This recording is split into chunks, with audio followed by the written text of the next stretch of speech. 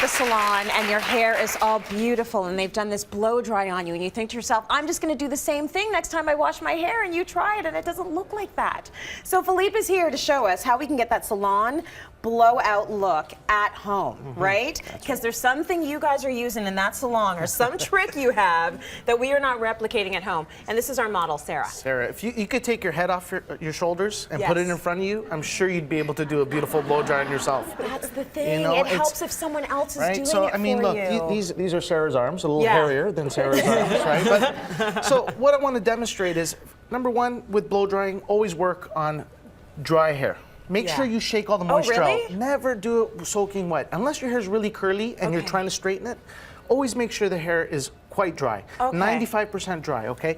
What you want to do is you want to section the hair in two. Now, depending on the length, for shorter hair, obviously this might not be, sorry. No problem. Might you not can see be, better this way. yeah, might not be the, best way to approach it, but for hair, top of the shoulders, bobs, section the hair in two and work with 2 sections at a time. Okay.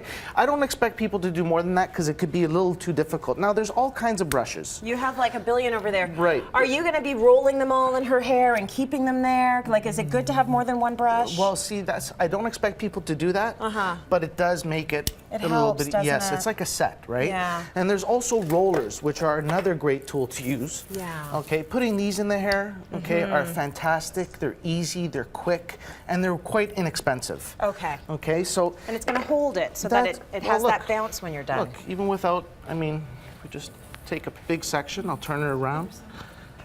Turn it around like that. There you go. So even just using a Velcro roller, you can get some bounce happening. On dry hair, right? And we just do this. And how long do you want to leave it in there, Phillipe? 10 minutes, 15 minutes at the most. Yeah, you look so pretty, honey. Don't worry. It looks a little funny right now, right?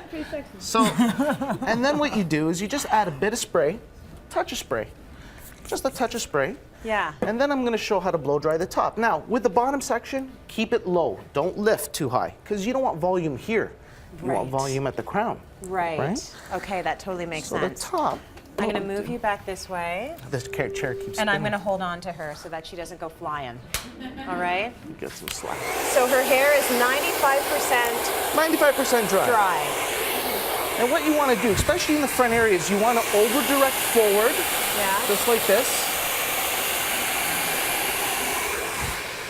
Just like that. So that's going to give it volume. Right. You see how the hair is offset off the root? It's coming forward. And that's all you got to do.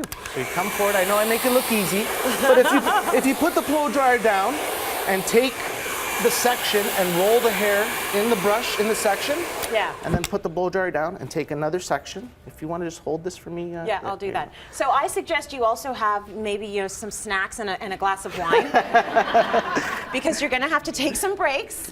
Leave the brush up there for a little bit because that's what happens. Your hands get really tired, right? Yeah. That's why the rollers are a really good tool. The rollers help a lot. They can stay here.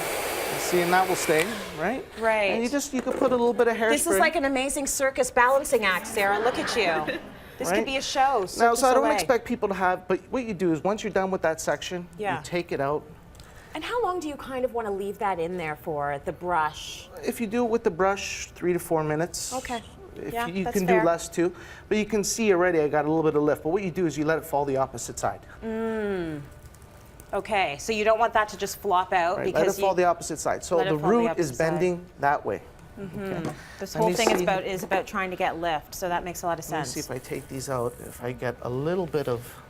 Well, it's already bigger than when you put them back in, right? And this is not really a proper way of doing it, right? But yeah. But we're short for time here. So the key things you want to remember when you're doing the blowout: height on the crown. So for that you want to go forward. Over direct forward. Over direct forward. And at the bottom, if you want to save a little bit of time, try and get some Velcro rollers, roll them in, keep them in there while you're blow drying the top, and then you're going to get more of that vavoom that you get in the salon. That's it. Good stuff, Phillipe. Yeah. Thank you. And You're thank you, welcome. Sarah. Let's go to break. More coming up.